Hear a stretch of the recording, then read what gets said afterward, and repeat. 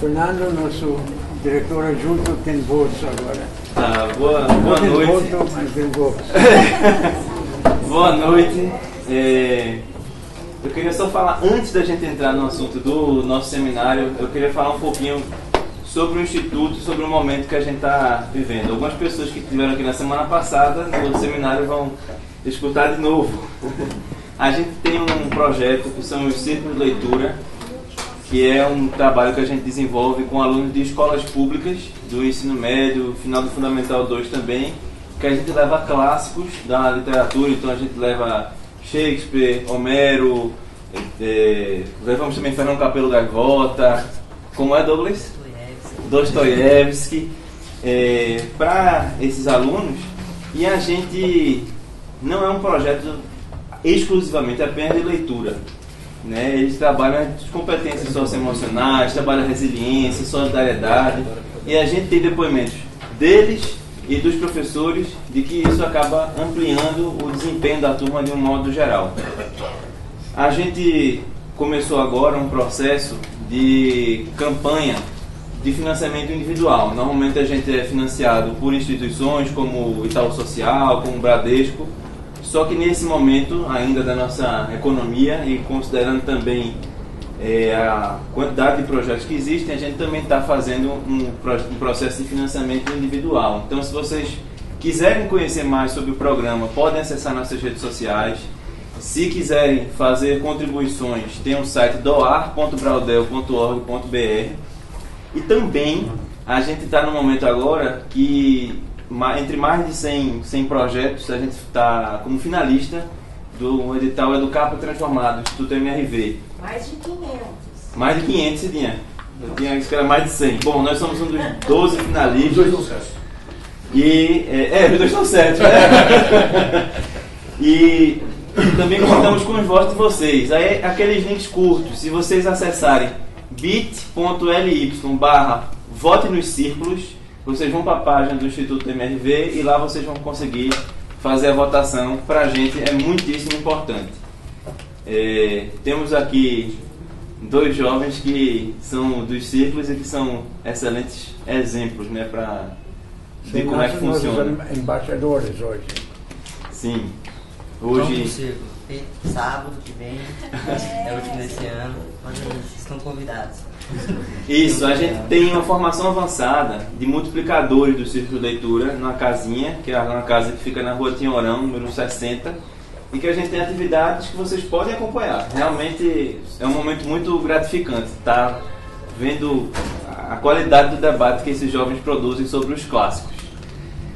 Bom, Norma, esses eram os pontos que eu queria tratar. Ok, eu quero bem-vindo a vocês e gostaria de acrescentar o que o Fernando falou, que temos um novo projeto, acaba de ser endossado por Lei Rouanet, que é fazer um jornal para a periferia,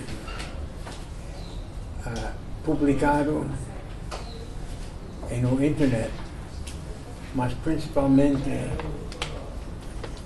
nos celulares dos jovens, porque tem uma falta absoluta.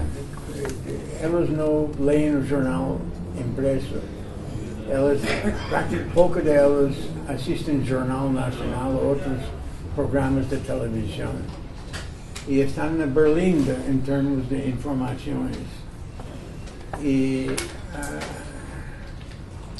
temos muito contato com jovens da periferia, não só em São Paulo ou em Ceará, mas em outras partes do Brasil. E tem fome de informações, tem muita muita perversão das informações.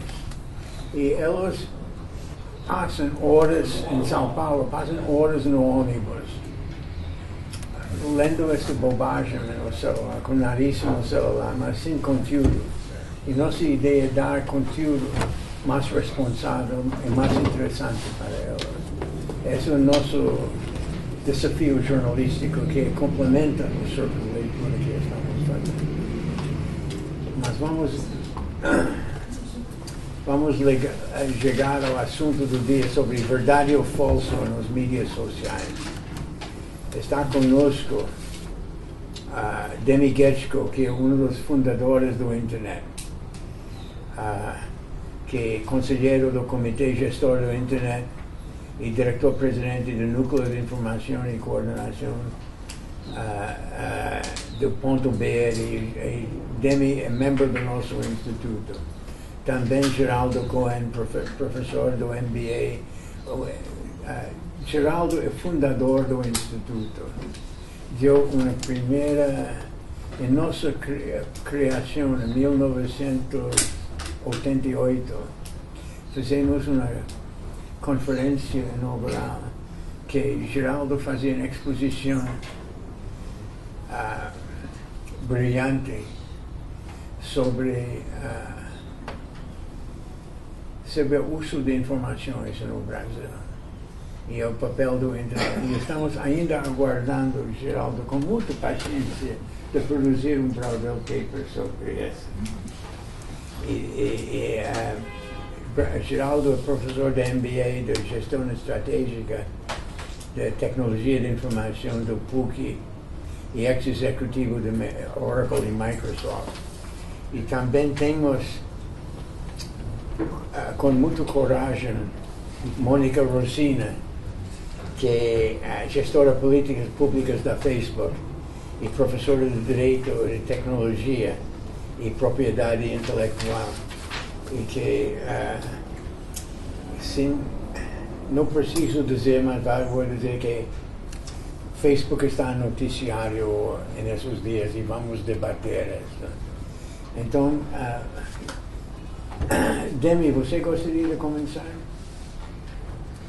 Bom, para falar alguma coisa inicial, em primeiro lugar, dizer, agradeço o convite de estar presente à mesa. Conheço a Mônica há algum tempo, é uma pessoa sensacional, só tenho elogios a dizer a ela desde a época da reunião em Minas Gerais para discutir marco civil, internet, coisas desse tipo.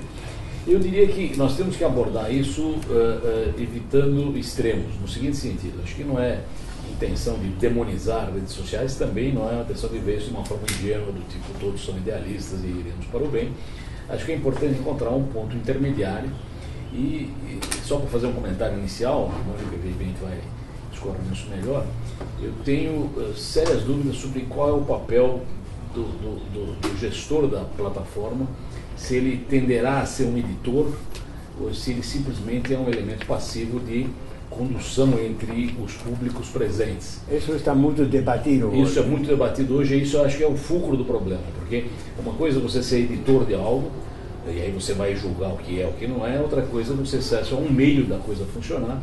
E eu não sei nem, e aí é ela que vai ter que dizer, qual é, digamos, o objetivo do Facebook, que é se tornar alguém que controla conteúdo ou se tornar alguém que simplesmente se mantém dentro de limites viáveis dentro do modelo econômico. Aliás, é outra pergunta muito interessante: qual seria o modelo econômico? Certamente o modelo econômico de jornais hoje, de TV aberta, de plataformas, é um modelo em que a publicidade sustenta o acesso gratuito, entre aspas, ao mercado de todo mundo.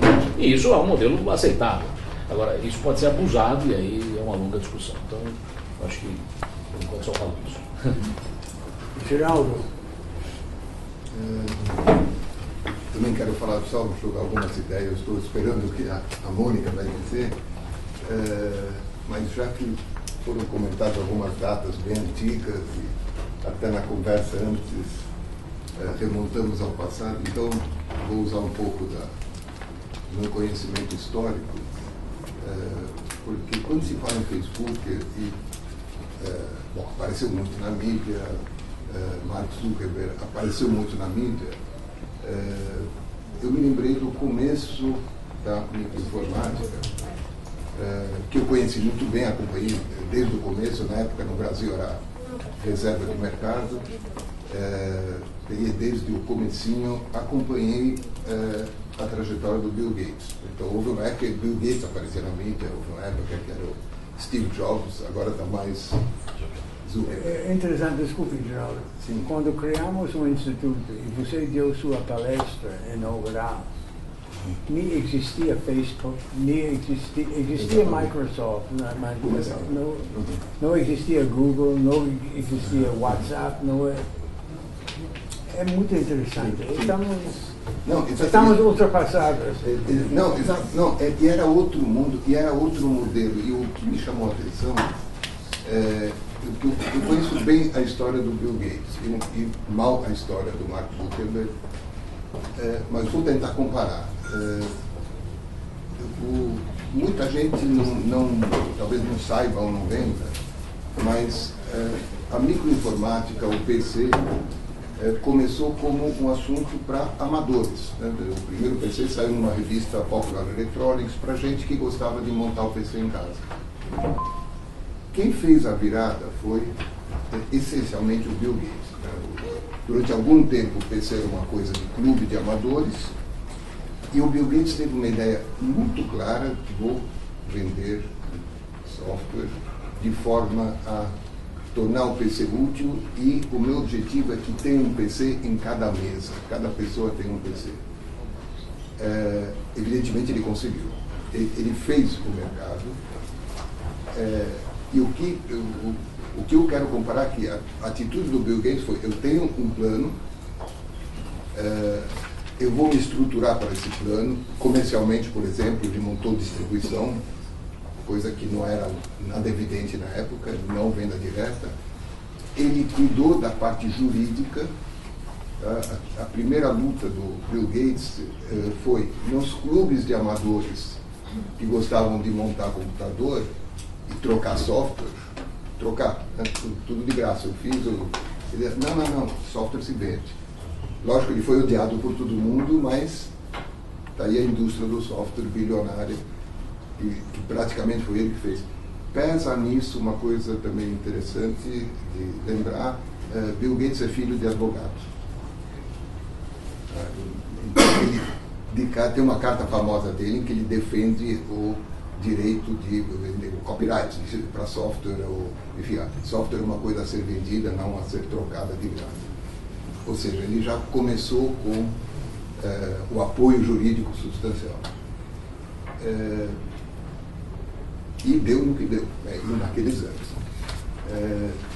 O Facebook, bom, exatamente, nós estamos assim, 20 anos ou mais depois, totalmente outra situação. Conheço menos, o que eu sei é uma ideia de fazer um quadro de avisos para colegas de faculdade, de universidade, e num certo momento o Mark Zuckerberg percebeu que isso podia crescer, podia se tornar uma coisa grande, e tinha que crescer, e ele partiu, e até onde entendo, até hoje a linha é colocar o maior número possível de pessoas em contato, usando e trocando informações, ideias, mensagens via Facebook. Ou seja, foi um achado. Vamos aumentar isso. Agora, isso tem uma série de consequências sociais, jurídicas, enfim, tudo isso que está na mídia e que nós vamos debater hoje. Era isso. Queria muito ouvir a Mônica. Mônica tem uma... Mônica Rosina é gestora de políticas públicas da Facebook. E tem uma... é professora de Direito e Tecnologia da Propriedade Intelectual na Escola de Direito da Fundação Getúlio Vargas. Mônica, para abrir o jogo com você, o Facebook, eu não sei quantos assinantes tem no mundo, acho que pode ser 4, 5 bilhões são números astronômicos.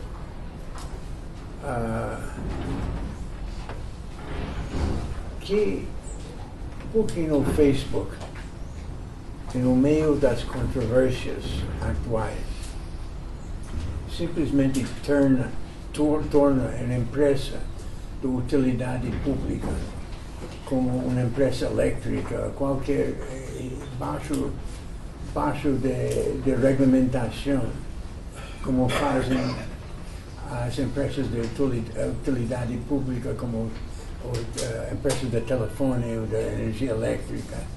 Por que no Facebook ocupa este papel? Bom, queria começar agradecendo o convite que chegou a mim pelo DEME, mas agradeço aqui o Instituto por abrir o espaço para a gente poder dialogar hoje. É um prazer poder estar aqui. Ali no cantinho são meus 2 filhos que não estão tão felizes com o encontro de hoje Mas parecem muito ocupados. Mas ganharam a chance de jogar um pouquinho mais no Nintendo do que normalmente eles podem. Então, se o senhor me permitir, eu pensei em estruturar uma fala inicial em, okay, em muito 3 bem, muito bem. Eu eixos fazendo provocação. Mas que vão lhe responder. Okay. Eu pensei em falar um pouquinho, aí partindo da provocação do DEME, do modelo de negócios, explicar um pouquinho o funcionamento. Pouca gente entende como funciona o modelo de negócios do Facebook, e prova disso é o fato de quando o Mark Zuckerberg precisou testemunhar perante o Congresso nos Estados Unidos ainda nesse ano, ele precisou responder à pergunta: como é que vocês fazem dinheiro, né? E a resposta dele, que inclusive virou meme na internet, foi: senador, nós vendemos anúncio, né? Foi um meme que circulou muito com diversas fotos dele fazendo caras e bocas ali. Mas eu pensei em falar um pouquinho disso, e ao falar de modelo de negócios, falar um pouquinho de privacidade, que é um tema também bastante sensível. Pensei em falar de eleições e democracia. A gente acabou de passar por um processo político muito polarizado, e talvez o momento mais polarizado que eu tenho a memória da minha vida adulta.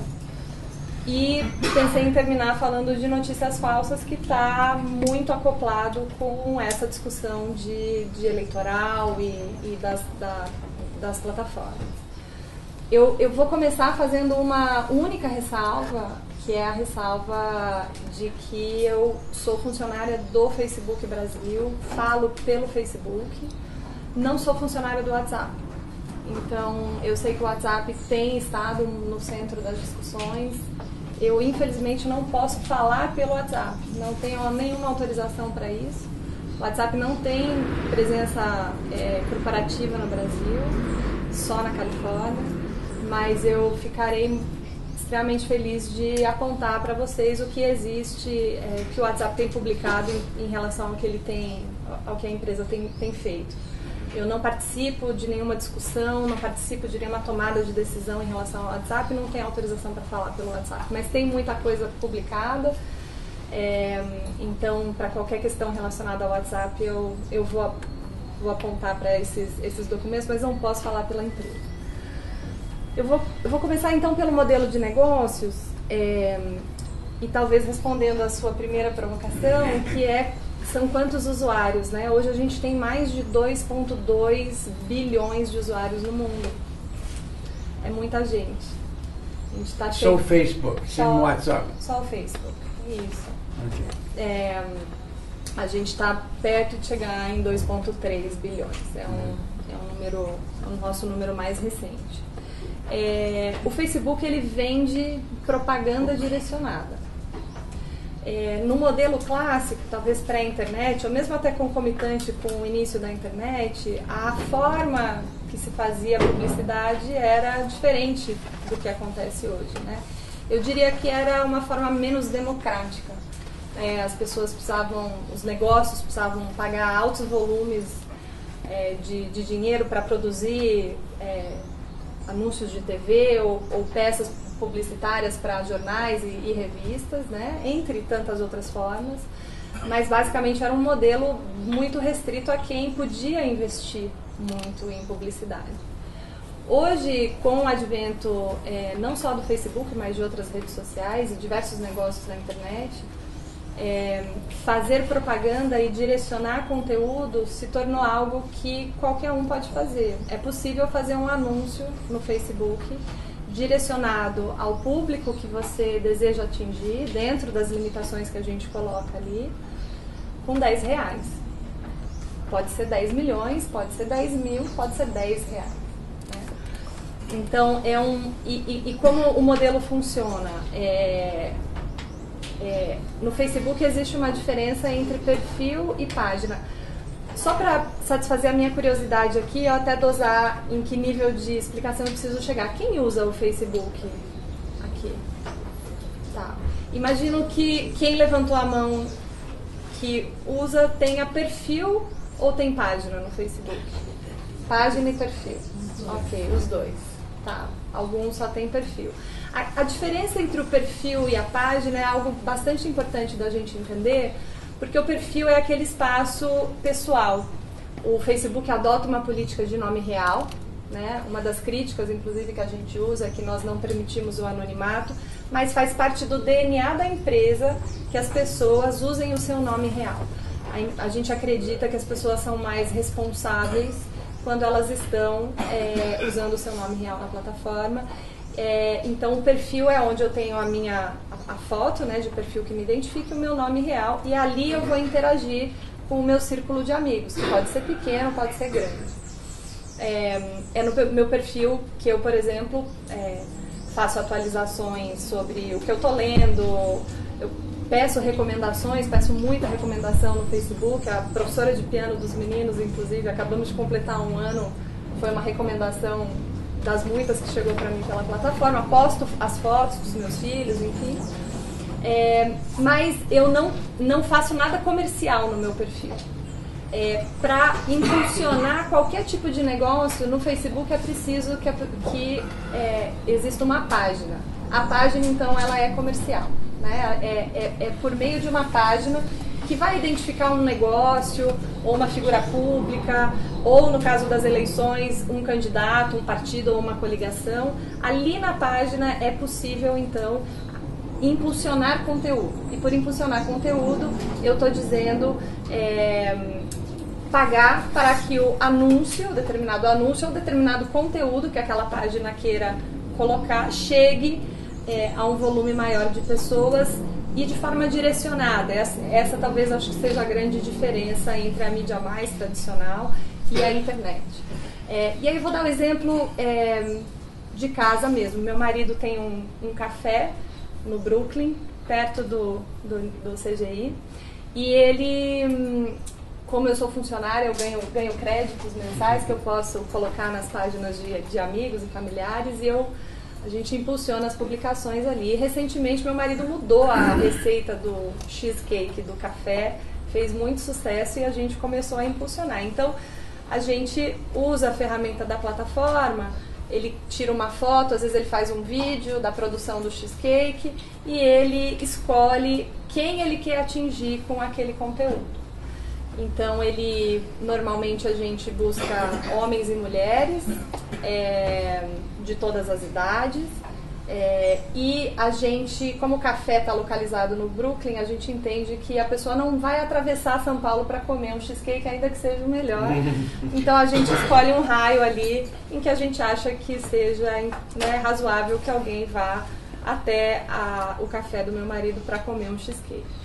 E aí foi muito interessante, porque logo que a gente começou a usar a plataforma, no primeiro dia que a gente impulsionou, ele recebeu 7 clientes novos, que chegaram até o café porque viram o anúncio do cheesecake. E aí, ao granularizar o anúncio, a gente consegue, por exemplo, escolher pessoas que tenham interesse em café, doce, cheesecake. Por incrível que pareça, tem pessoas que têm interesse em cheesecake, e a gente consegue fazer então com que esse anúncio chegue a essas pessoas. Então, isso para explicar o modelo de negócios, né? É uma plataforma. Eu escuto muito quando eu vou em eventos que os dados são o novo petróleo, né? E, de fato, eles movem muita economia, mas eu escuto muito, as pessoas acham que o Facebook vende os dados dos usuários, né? E essa acho que é uma primeira questão que eu gostaria de deixar claro. O Facebook não vende os dados dos seus usuários. O Facebook usa os dados dos seus usuários que estão na plataforma para direcionar anúncios. Então, o Facebook não vendeu dados. Uma sede de dados. Ele nunca cede dado. Mas aquele caso da empresa de Londres que se meteu na eleição americana trabalhando com os... Ele recebeu dados do Facebook. Eu posso falar especificamente desse caso. Eu vou chegar lá. Okay. O senhor está falando do Cambridge Analytica, né? Sim. Eu vou chegar nesse caso. Mas quando meu marido decide direcionar essa propaganda para essas pessoas, o Facebook não diz para o meu marido quem são essas pessoas, mas o Facebook usa a inteligência que ele tem em relação a aquele público específico e ele cuida de levar o anúncio até aquele público. Então, acho que uma primeira questão importante de ser esclarecida é que a empresa não vende dados, apesar da mídia, de forma reiterada, né, dizer por meio de casos como Cambridge Analytica que o Facebook vendeu os dados. E vou até dar Mas não vendeu, cedeu dados como uma forma promocional da Facebook. Ele não cedeu, eu vou explicar exatamente o Cambridge Analytica. E só antes de entrar no caso do Cambridge Analytica, eu queria dar um racional econômico, né, para além de... Não faz sentido econômico a empresa vender esses dados. Faz muito mais sentido que esses dados estejam dentro da empresa para que ela possa fazer o direcionamento desse conteúdo. Vou falar especificamente, já que o senhor levantou o caso Cambridge Analytica. Acho que todos ouviram falar do caso Cambridge Analytica, né? Esteve nos jornais durante um grande período de tempo. E eu vou explicar o que aconteceu nesse caso em especial. O Facebook, ele permite com que desenvolvedores de aplicativos usem a sua plataforma. Então, quem aqui já fez algum teste de personalidade no Facebook? Ou como será a minha foto? Como seria a minha foto se eu fosse do sexo oposto, né? Ou, enfim, ou jogos mesmo. Eu entrei em 2008, fui um dos primeiros a jogar Ataque, que era com o olha só. que aí tiraram depois. Aí eu saí do Facebook. Esse é um exemplo. Depois eu voltei, mas naquela época eu saí. Você ficou tão chateada, né? Esses tipos de jogos e testes são exemplos de aplicativos que desenvolvedores, que não fazem parte do Facebook, desenvolvem e se utilizam da nossa plataforma para vender os seus produtos. Então, o Facebook tem relação com desenvolvedores de aplicativos que fornecem esse tipo de serviço dentro da nossa plataforma. No caso Cambridge Analytica, o que aconteceu foi um desenvolvedor chamado Alexander Kogan. Ele também era pesquisador em Oxford, mas a relação dele com o Facebook era uma relação de desenvolvedor de aplicativos. Ele desenvolveu um aplicativo que rodava na nossa plataforma. E aquele aplicativo se chamava... Era um teste de personalidade, acho que o nome era Personality Quiz, né? Você estava ali usando o seu Facebook, aparecia o teste, você respondia diversas perguntas, para no final o aplicativo lhe dizer se você era mais introvertido ou mais extrovertido. Eu não entendo essa fixação das pessoas por testes de personalidade, mas muitas pessoas usaram ali o aplicativo do Alexander Kogan.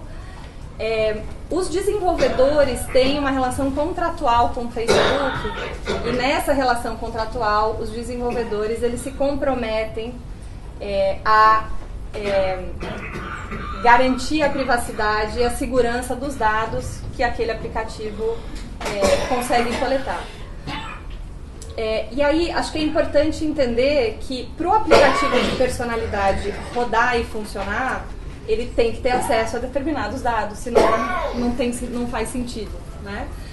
Assim como, por exemplo, um aplicativo que vai lhe lembrar do aniversário dos seus amigos no Facebook. Se ele não tiver acesso a quem são os seus amigos, nem quando eles declaram o aniversário, ele não vai conseguir funcionar, né?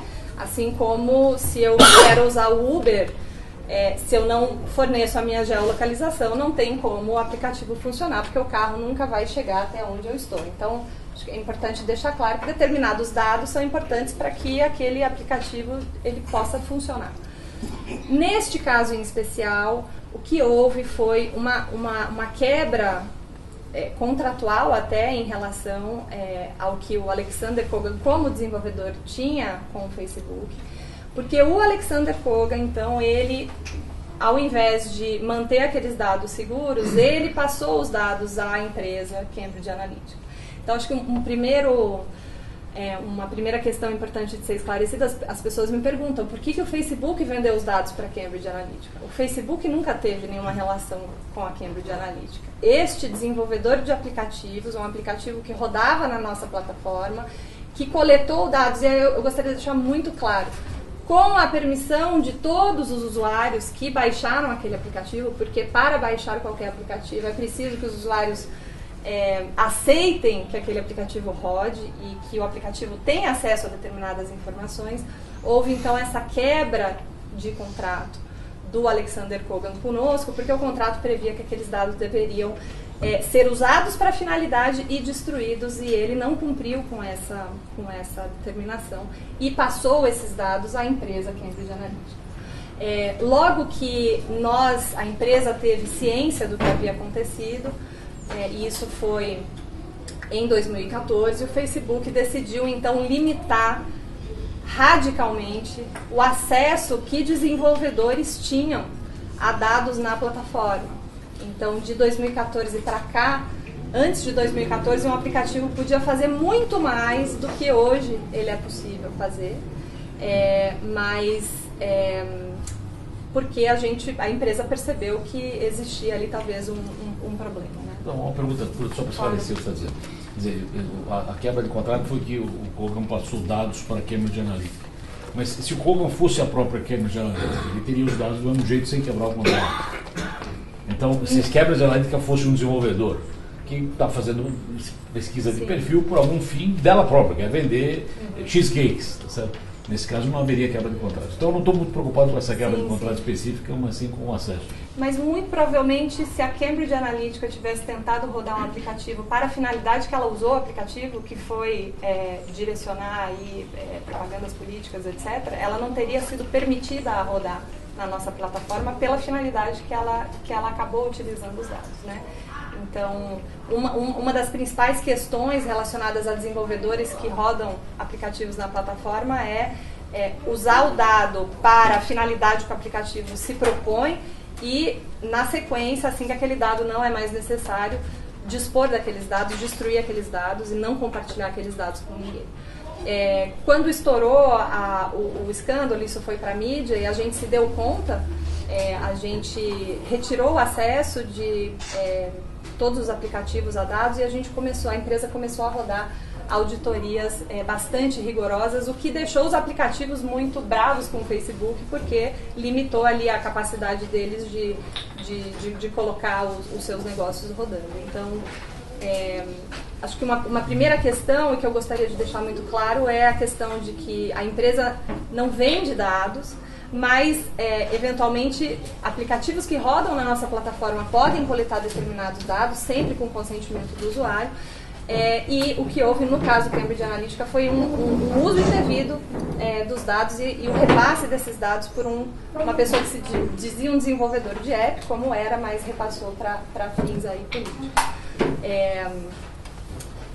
Não sei se me fiz clara em relação a isso. Não, está claro. Ficou claro. Muito bem.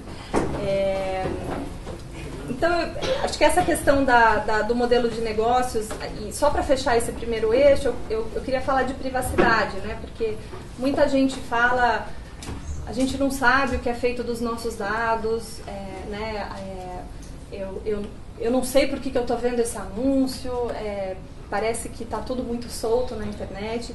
E em uma área em que a empresa vem trabalhando fortissimamente nos últimos anos, e até reconheço que no passado não foi tão clara, talvez não foi tão transparente, as ferramentas talvez não fossem tão boas, mas hoje elas são, a área de dar controle e dar visibilidade ao usuário da nossa plataforma. Então, hoje em dia, se vocês tiverem curiosidade, para quem usa a nossa plataforma, vocês podem saber exatamente por que vocês estão vendo todo e qualquer anúncio que aparece para vocês no Facebook. No canto superior direito de todo anúncio existem 3 pontinhos bem na aba superior direita, e você pode, ao clicar nele, vai abrir um menu e você pode, existe a opção por que estou vendo esse anúncio. E ao clicar lá, a plataforma vai dizer, por exemplo, para mim, que eu estou vendo este anúncio porque o algoritmo me lê como uma pessoa que tem interesses em X, Y e Z. E por que eu tenho interesse? Porque eu interagi com posts ou eu declarei que eu tenho determinados interesses.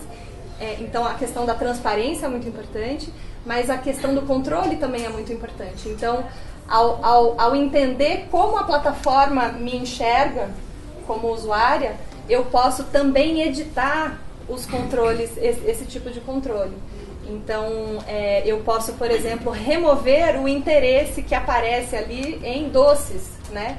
Eu não sou essa pessoa, me leram errado, eu não quero que a plataforma saiba que eu tenho esse interesse. E isso é 100% editável hoje na plataforma em termos de modelo de negócio. Eu vou falar um pouquinho de eleições, eu não quero tomar muito tempo. Não, é muito interessante, fica à vontade. As pessoas tenham perguntas também. Mas eu vou falar um pouquinho de eleições, a gente está saindo de uma grande eleição, acho que é a nossa maior, e a eleição mais digital, né? Assim como a próxima eleição vai ser mais digital do que foi essa, porque a gente tende a dialogar nesse espaço. A novidade que eu acho que a gente teve este ano é que a lei eleitoral mudou, e ela mudou de forma a permitir, via de regra, a lei eleitoral ela proibia qualquer tipo de propaganda na internet, mas neste ano a lei mudou para que fosse possível que candidatos, partidos e coligações impulsionassem conteúdo na internet. Como era o processo da aprovação? Quem propôs isso? Quem era quem era o advogado para mudar isso? Olha, para abrir o internet, obviamente Bolsonaro ganhou a eleição com isso. Então quem deu essa oportunidade para Bolsonaro, basicamente? Olha, eu acho que é um processo mais complexo do que uma resposta objetiva, né? Mas existia um grande interesse por parte dos próprios partidos, coligações e candidatos em poder fazer uso da internet já há bastante tempo. Com o fim do financiamento privado de campanhas, acho que esse interesse se tornou mais premente ainda, né? Acho que o receio de que com o fim do financiamento privado não existiria tanto espaço para publicidade, com certeza, mas diversos grupos atuaram para que a lei fosse alterada. Esse histórico legislativo com certeza está disponível para análise. Do ponto de vista econômico, e esse é um dado, a gente não fala muito sobre ele, mas acho que é um dado interessante.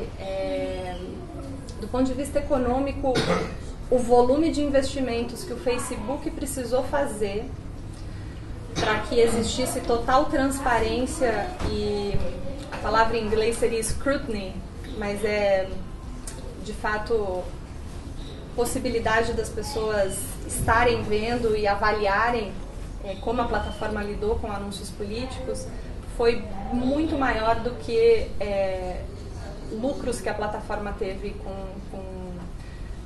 impulsionamento de conteúdo político. Todos os dados de impulsionamento são públicos e eu já vou explicar por conta do nosso processo eleitoral, mas eu já vou explicar como a gente tornou esses dados públicos para a população em geral. Então, para nos prepararmos para a eleição, a gente trabalhou em duas frentes. Eu vou falar da primeira, que é transparência, e vou falar da segunda, que é lutar contra notícias falsas, e aí eu já me encaminho para o eixo final da minha fala. A gente criou diversas ferramentas, o Facebook desenvolveu diversas ferramentas especialmente voltadas a dar mais transparência para o processo eleitoral. Essas ferramentas foram desenvolvidas na Califórnia, os nossos times, eu trabalho diariamente com as equipes de produto na Califórnia para a gente calibrar e montar as ferramentas que mais façam sentido, mas as eleições brasileiras foram as primeiras eleições no mundo onde essas ferramentas foram utilizadas. e vão agora ser em outras eleições grandes que estão aí por vir. Então eu vou falar de duas ferramentas principais. A primeira é a transparência para páginas. Para quem tem ou já interagiu com alguma página no Facebook, o que a gente fez para essas eleições foi aumentar massivamente a transparência de tudo que acontece no âmbito daquela página. Então hoje é possível saber se o nome da página mudou. É possível saber onde estão localizados os administradores daquela página, geograficamente no mundo, né? E é possível identificar todos os anúncios que aquela página está rodando naquele momento. Um pouco antes das eleições eu tive a oportunidade de ir a Brasília e dialogar com o ministro Fux, porque Facebook e Google assinaram um acordo de intenções com o Tribunal Superior Eleitoral no sentido de combater a desinformação. E o ministro me fez uma pergunta que é a seguinte: como é que a gente sabe, né, se uma pessoa, um candidato, um partido, uma coligação, ele está fazendo discursos opostos? Ele vai para um público e diz que ele é contra o cigarro, e aí ele vai para outra audiência e ele diz que ele é a favor do cigarro, porque no final ele quer o voto de todo mundo. E a nossa ferramenta de transparência, ela é uma ferramenta que hoje permite com que, ao entrar em qualquer página, independentemente dela ser política ou não, verificar todos os anúncios que aquela página está rodando. Então, eu não vou...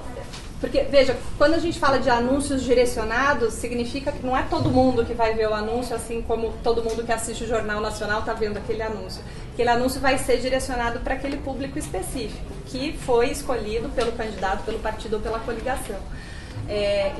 Mas hoje, ao entrar na página, é possível verificar se aquela página, por exemplo, está rodando anúncios que moralmente, ou eticamente, ou comercialmente se contradizem, né? Então, quantos usuários entram nesta página para colher essas informações? Depende da página. Mas é uma coisa prática que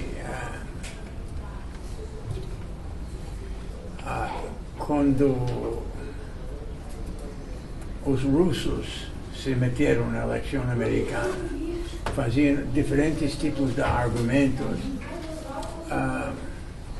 Quando os usuários utilizam este instrumento para poder detectar que o autor disso eram os russos?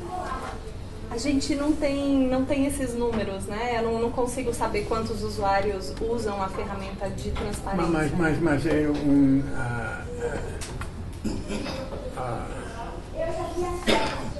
os russos conseguiram mudar o resultado da eleição americana com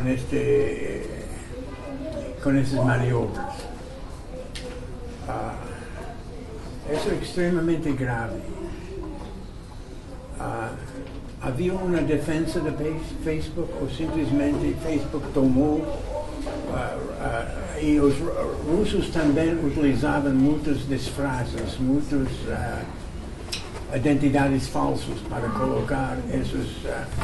Como se defende Facebook com isso? Olha, utilização da plataforma pelos russos nas eleições que elegeram o presidente Trump, acho que foi a primeira vez que nós tivemos a dimensão de o quanto a plataforma podia ser usado não só para o debate plural, democrático e positivo, mas também para o mal. Nós, recentemente, o próprio Mark Zuckerberg reconheceu que nós não enxergamos o problema da interferência dos russos na eleição americana rápido o suficiente. Assim que identificamos o problema, nós começamos a criar ferramentas e investir muito mais em segurança, mas nós não identificamos o problema a tempo. Eu digo que para a eleição brasileira, em termos de Facebook, as ferramentas que nós trouxemos de fato dão transparência e buscam coibir esse tipo de atividade. Acho que essa acaba sendo uma questão central. O senhor falou em contas falsas, né? Nós recentemente divulgamos um número, até pouco tempo atrás esse número era interno, só para uso nosso, mas nós tomamos a decisão de divulgar esse número, porque a empresa, em 2018, ela subiu de 10 para 30 mil o número de funcionários no mundo que cuidam de inteligência, né? E cuidam de segurança e inteligência na plataforma. Hoje, nós removemos, em média, 7 milhões de contas falsas por dia da plataforma. 6 milhões? 7 milhões, em média, por dia. Mas Isso- esse é um problema enorme. E a gente consegue remover essas plataformas. Mas vai essas surgir contas. outros. E a gente vai seguir investindo para remover essas contas. A grande maioria dessas contas, eu diria que mais de 95% delas, elas não chegam a ficar nem 15 segundos no ar, porque os nossos sistemas e equipes de investigação, elas conseguem captar e já remover essas contas antes que elas façam estrago. A gente, obviamente, não consegue remover tudo, um percentual fica, mas a gente segue trabalhando para remover. Um dos principais problemas relacionados à interferência democrática é as contas falsas, e o principal passo que a gente faz é, de fato, tentar remover. Como se identifica uma conta falsa? Olha, as equipes que trabalham nisso são equipes extremamente técnicas. Acho que uma das... a gente diz em inglês que it's an arms race, né? A gente corre atrás, os atores mal intencionados também, conforme eles se sofisticam, a gente vai se sofisticando, e é uma corrida que de fato não tem fim. Mas, por exemplo, um sinal muito clássico que diz para a plataforma que talvez aquelas contas não sejam autênticas. Um mesmo IP, em questão de 2 segundos, subindo 100 mil contas sendo criadas em 2 segundos a partir do mesmo IP. Isso não significa que aquelas contas sejam falsas, mas isso é um sinal forte para a plataforma de que, opa, pode ter alguma coisa errada aqui. E aí a gente abre uma investigação a partir deste dado e olha para diversos outros dados. Isso é uma força da capacidade humana para acompanhar. Por isso a gente alia inteligência artificial e algoritmos a esta equipe de 30 mil pessoas que trabalham única e exclusivamente na identificação de atores mal intencionados como esse. O público pode perguntar. Desde terminar as exposições, Podem anotar. Eu prometo que eu estou quase acabando. Eu vou falar de uma segunda ferramenta de transparência que a gente trouxe para as eleições, e essa ferramenta se chama Biblioteca de Anúncios. Todo anúncio eleitoral na plataforma hoje, ele precisa ser identificado. Vocês sabem como identificar um conteúdo no feed de notícias de vocês, se ele é pago ou não? Quem sabe me dizer como? Isso, existe a palavra promovido ou patrocinado embaixo de todo e qualquer anúncio que tiver dinheiro por trás. Se não existir patrocinado, a palavra patrocinado significa que não existe dinheiro por trás daquele conteúdo e ele chegou a vocês de forma orgânica. Mas se estiver a palavra patrocinado escrito, significa que alguém pagou ao Facebook para que aquele anúncio chegasse até você. Para as eleições, não só no Brasil, mas ao redor do mundo, a gente criou uma ferramenta que é a ferramenta de um flow de autorização. Então, a lei eleitoral brasileira permite que apenas partidos, candidatos ou coligações impulsionem conteúdo político. Então, para que um partido, candidato ou coligação coloque dinheiro em qualquer anúncio, ele precisa dizer ao Facebook, ceder a informação ou o CPF ou o CNPJ de quem está impulsionando aquele anúncio, precisa fazer prova de que está localizado no Brasil, no caso das eleições brasileiras, e precisa, passar por diversas questões de segurança, como acionar a autenticação de 2 fatores e outras ferramentas de segurança que a gente tem. Uma vez feito esse fluxo, a pessoa, ou a pessoa física ou jurídica, passa a estar autorizado a impulsionar conteúdo político. Então, durante as eleições, se algum anúncio de cunho político chegasse a mim, ele viria com o patrocínio, não só a informação patrocinado, mas também a informação do CNPJ ou CPF de quem impulsionou aquela publicação para mim. Então, essa é uma informação de transparência bastante relevante. E a gente criou também essa biblioteca de anúncios políticos, né, de cunho político, que fica disponível na nossa plataforma por 7 anos. Então, todo anúncio político que foi veiculado no Brasil durante as eleições vai ficar disponível para pesquisa pelos próximos 7 anos. Então, se eu, por exemplo, entrar, eu posso passar o link para vocês, para essa pesquisa depois, para quem tiver curiosidade. Do ponto de vista de professor e pesquisador, é um espaço incrível de informações para pesquisa, enfim, de todos os cunhos. Mas se eu digitasse o nome de determinado candidato, por exemplo, eu posso verificar todos os anúncios que aquele candidato rodou na plataforma durante o período eleitoral.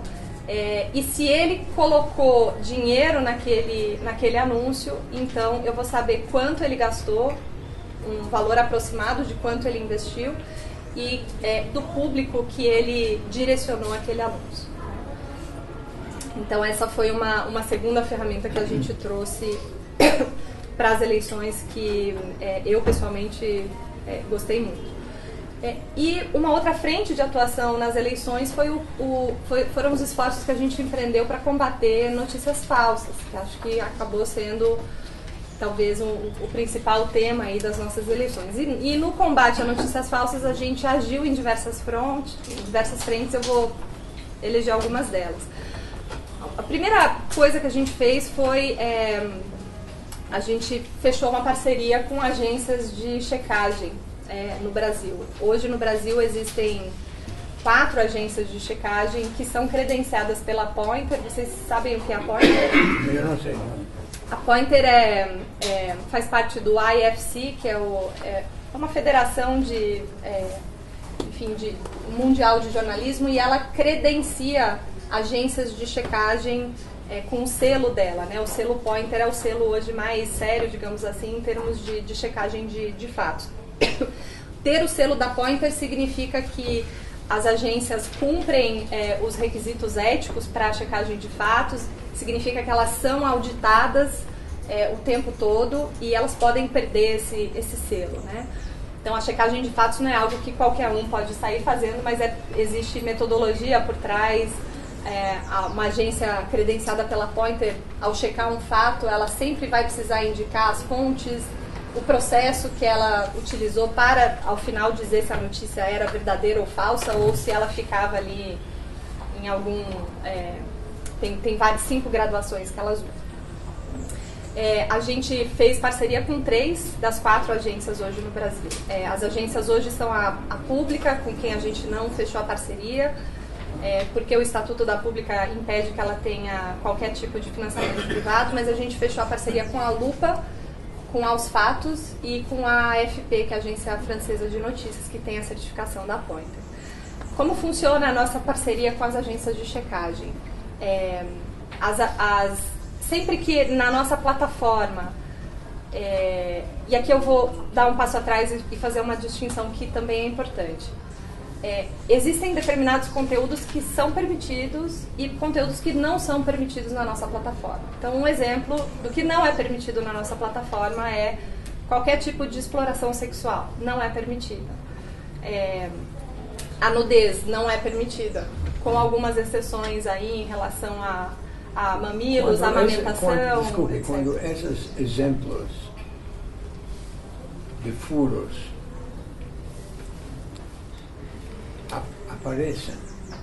aparecem com quanto demora? Como que é a oportunidade de detectar isso em um tempo útil? Porque elas soltam no internet e você pode ter muitos checadores. Sim. Mas é muito difícil acompanhar tudo isso. Então, essas podem estar flutuando no internet por falta de detecção, por não é questão de segundos, pode ser de horas ou de dias ou semanas, não? E como dão vocês? Eu vou chegar lá em 1 minuto. Só vou fechar esse raciocínio inicial aqui Não, desculpe. do que a gente permite e não permite. Notícias falsas, vamos pensar em exploração sexual de menores. Ninguém vai discutir se exploração sexual de menores é bom ou é ruim. Todos nós concordamos que é ruim. E identificar uma imagem como sendo de exploração sexual de menores é relativamente fácil, né? É fácil a gente agir rapidamente em relação a esse conteúdo. Notícia falsa, existe uma discussão tremenda em relação a... Não é tão preto no branco, né? É difícil. Eventualmente, metade da sala aqui vai dizer que a determinada notícia é falsa, outra que é verdadeira. Às vezes eu vou dizer que a notícia é falsa porque eu não concordo com ela. Às vezes não é notícia, às vezes é opinião, e eu quero dizer que é notícia que é falsa, e opinião não tem verdadeiro e falso, é opinião. Então é um ramo muito mais complexo. Facebook tem sido acionado judicialmente por suprimir matérias. No Brasil... No Brasil, no mundo, que tem... se você proíbe erroneamente, vamos dizer, a circulação de alguma matéria. Tem leis de liberdade de imprensa no mundo que Facebook pode ser acionado com isso. Sim. E olha, a gente não quer ser, e nem acho que nenhuma empresa privada deve ser o árbitro do que é falso e do que é verdadeiro. Sim. Não é um bom lugar para citar. Sim. Então, e por essa razão, a notícia falsa, ela não é proibida na nossa plataforma, diferentemente da exploração sexual de menores. A exploração sexual de menores é proibida na nossa plataforma, não há discussão, não é negociável. A notícia falsa, se vocês forem ler os nossos termos e condições de uso, vocês não vão encontrar uma cláusula que diz a notícia falsa é proibida. A empresa é uma empresa que preza pela liberdade de expressão. Também está no DNA do Facebook a preservação da liberdade de expressão.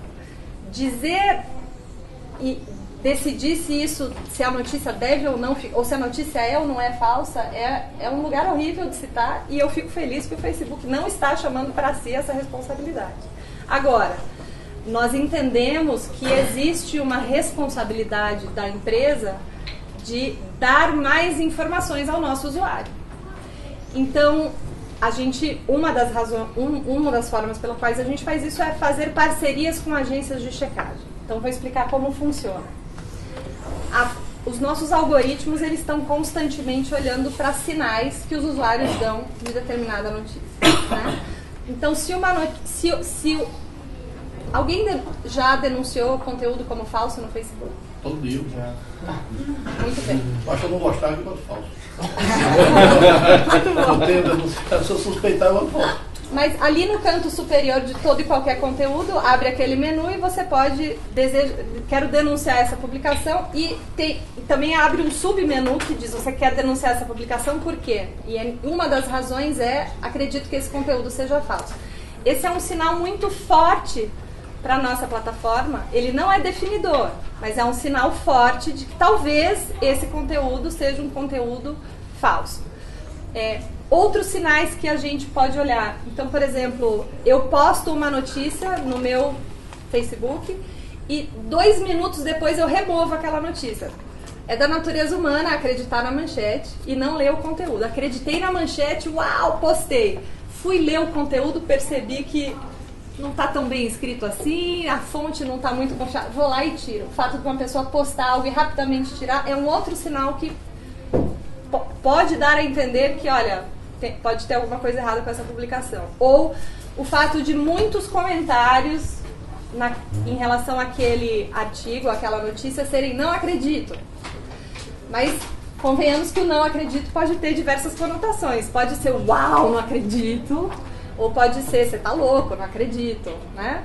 Então, esses são alguns sinais que dizem para o nosso algoritmo que, olha, pode ser que esse conteúdo seja falso. ainda assim a gente não está removendo esse conteúdo e a gente não está tomando nenhuma ação em relação a ele. O que a gente faz quando a gente identifica esse potencial conteúdo? A gente direciona este conteúdo para os nossos parceiros de checagem. Então eles têm acesso a uma ferramenta e a ferramenta tem uma fila de notícias que vão sendo direcionados da nossa plataforma para essa plataforma que os checadores usam. Quem decide que notícia checar são eles.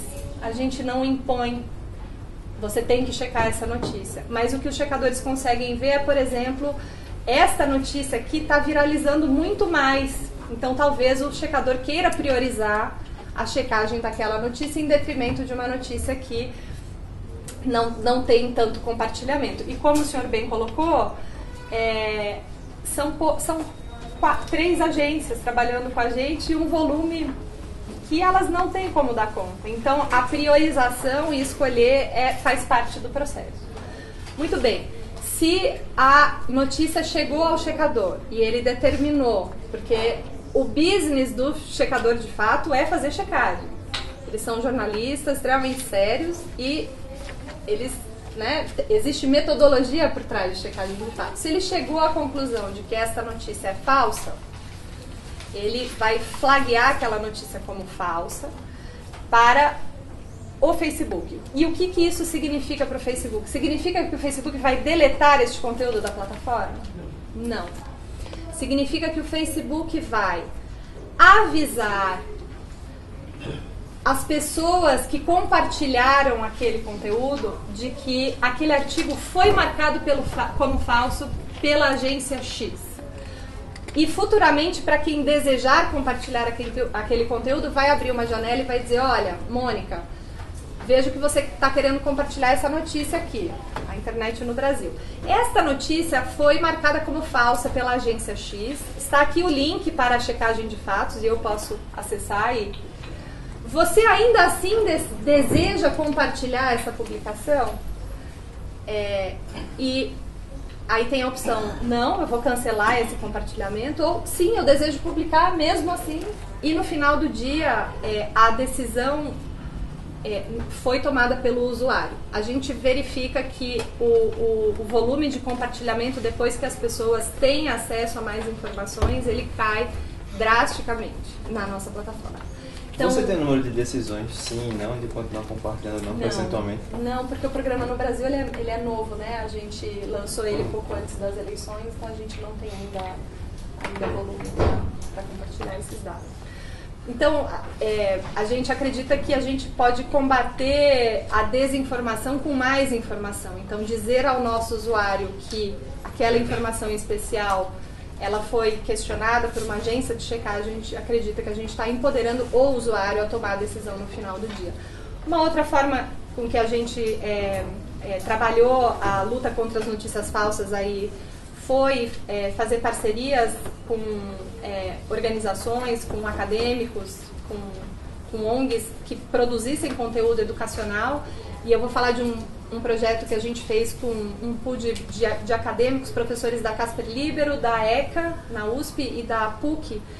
E eles montaram, com o nosso apoio, um site que se chama Vaza Falciane. Não sei se vocês conhecem, mas o Vaza Falciane é um curso online com biblioteca de memes, com vídeos, com provas, voltados para o público jovem, o nome diz bem, né? Os vídeos são incríveis. E são vídeos que tentam esclarecer o problema das notícias falsas e dar ao aluno ali do curso ferramentas para que ele possa tomar ações antes de compartilhar. A gente investiu muito pesado em campanhas de marketing. Vocês devem ter sido impactados ou na nossa plataforma, jornais e revistas de alta circulação, 10 dicas para identificar notícias falsas na internet. A gente fez parcerias com as agências para que elas desenvolvessem bots no Messenger, para que o bot dialogasse com o usuário, no sentido também de dar mais ferramentas ali no intuito de tomar decisão em relação a compartilhar ou não determinada notícia. Então, essa última frente aí de notícia, eu poderia levantar outros exemplos, mas eu vou encerrar porque eu prometi falar desses 3 eixos. E se eu falar a noite inteira, a gente não responde nenhuma pergunta, então eu não sei Está se... respondendo as perguntas agora. Eu não sei se eu me fiz clara, é muita informação, então eu fico à total disposição para responder. Deixa ela terminar. Eu terminei. Ah, Vocês querem moderar as ordens? Ou...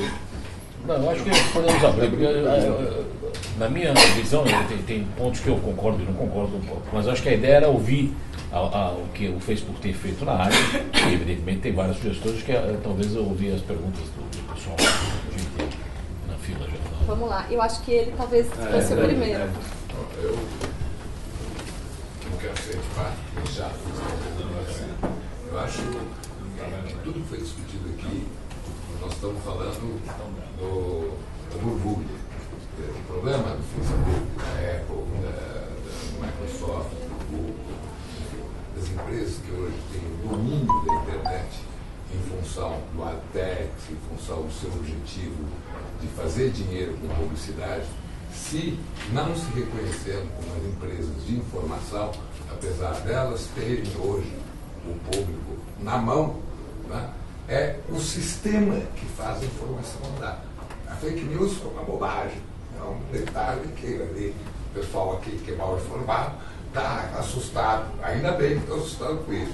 O processo é constante de misinformation, disinformation, malinformation em função disso. Onde esse sistema que montaram ao ter o domínio do centro da internet distorce mesmo a informação real, acaba criando desinformação. O senhor tem pergunta? É entendido como coisa. Então, fake news é a pontinha do iceberg de coisa. E, evidentemente que eu tenho, eu imagino que as empresas, né, o Zuckerberg está levando paulado tudo quanto que é lado, né, para ver se ele assume alguma responsabilidade que ele evidentemente tem na formação da opinião pública mundial hoje. Né? E o que ele já fez de besteira, né? Massacres ali, enfim, por omissão.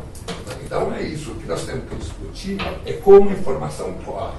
Né? Como é que é o sistema de AdTech, né? Como é que vocês trabalham na web, essas coisas todas. O Google também está envolvido, quer dizer, são meia dúzia de empresas que hoje têm o domínio da internet, que deveria crescer pela ponta e que jamais deveria ter tido domínio no centro. Okay, muito obrigado. O senhor esta é a questão. O senhor tem... Ser chato, mas é aí que está o problema. O senhor tem alguma pergunta? Tem. Na verdade é o seguinte, eu acho assim, que tem algumas questões que circulam e, obviamente, que essa questão da centralização do poder de comunicação no mundo todo em 5 empresas, não, em 5 sítios, né? Google, Microsoft, Apple, Facebook e Amazon, né? Então, basicamente, são esses 5, não são nem meia dúzia e tal, que concentram. E algumas vezes, tudo o que se faz se faz em nome da inovação e, assim, a gente de boa fé, e eu acredito que sempre pode tirar alguma coisa de bom, né? Então, do Google, do Facebook, especificamente, é o seguinte: olha, aquela plataforma que garantiu que pequenas empresas ou pequenos pudessem fazer um anúncio barato, e ele pode fazer. Pessoas que estavam no anonimato e tinham talentos e conseguiram, através do Facebook da página, ganhar notoriedade e abrir discussões, outras pessoas até que se tornaram celebridade, conhecidas e tal. Agora, cada vez que vem os problemas, eu noto, e aí eu posso estar errado, que há também uma restrição cada vez maior no algoritmo, quer dizer, naquela coisa de que você, quando não paga, vai para cada vez menos pessoas. E eu tenho uma página com, sei lá, 30 mil seguidores. E hoje, por exemplo, eu tinha uma quantidade de acesso orgânico, e esse acesso foi caindo, e ele é inversamente proporcional ao que se paga. Então, eu temo que chega uma hora que aquela coisa que se acontecia de bom, porque pode ser até em função de notícias falsas que restringe, porque você libera menos, então vai ter menos trabalho de checar. Mas também o lado que seria bom, não também está matando isso, está matando a inovação, está matando a criatividade, um jornalista que puder ter seu blog lá no Facebook e que agora ele só vai ter sua notícia e pagar. Outra coisa também, quando você restringe o acesso a links de notícias, né, que me parece que houve uma restrição maior, links de notícias, ou comentário pelo menos, também você pode restringir o acesso à vinculação a blogs sérios, científicos e tal, mas que não sejam da grande mídia, por exemplo. Aliás, quem está muito mais interessado em fazer o antagonismo, que me parece, da questão do fake news e combater assim, a custo de qualquer coisa, é a grande mídia que perde espaço para a mídia alternativa, para a mídia digital. Então, como é que você encara o Facebook nesse fogo cruzado? Ok, temos tempo para mais uma pergunta ao senhor. Eu tenho uma pergunta que talvez seja, pegando o gancho, eu gostaria de entender qual seria, Mônica, a responsabilidade jurídica, tá, do Facebook aqui no Brasil perante as autoridades. Em outras palavras, quem controla o Facebook? Porque, pelo que você estava falando, talvez eu tenha entendido erroneamente, eu tenho a impressão que na hora que o Facebook coloca os controles, ou tenta colocar os controles, como é que eu diria? O resultado, o problema já está no ar. É uma questão, como se diz em inglês, de colocar o gênio de volta na garrafa. O gênio já saiu. Ele já teve um tipo de impacto. Como e para quem, em outras palavras, o Facebook responde juridicamente no Brasil na questão de responsabilidade? Se existe uma coisa, porque só completando pelo que você mesmo falou, eu fico assim um pouco incomodado, pode ser até uma impressão minha, de que você, poxa, eu tô em contato com o pessoal na Califórnia, estou em contato com os meus desenvolvedores, eles estão espalhados no mundo. A questão é o seguinte, uma coisa que se diga Brasil, e que aconteça no Brasil e que seja um problema brasileiro. A quem o Facebook responde aqui no Brasil? Okay, você tem 3 observações e perguntas gordas. Vamos. Eu acho que a primeira observação foi mais uma observação e menos um questionamento. Vou começar pelo final. O Facebook. Você podia explicar como funciona o AdTech, por exemplo. O que é o AdTech? É o que faz rodar os anúncios programáticos. Toda a cauda longa do Facebook e do Google. Eu não posso falar pelo Google. Não sei, mas no Facebook. Vocês têm a cauda longa também. Acho que abordei um pouco isso quando falei do modelo de negócios, né, na forma como as empresas, as pessoas, os partidos políticos podem optar por direcionar conteúdo.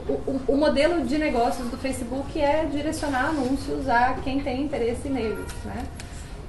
É assim que a empresa se mantém, é assim que a empresa mantém seus funcionários e a plataforma rodando da forma como roda, né?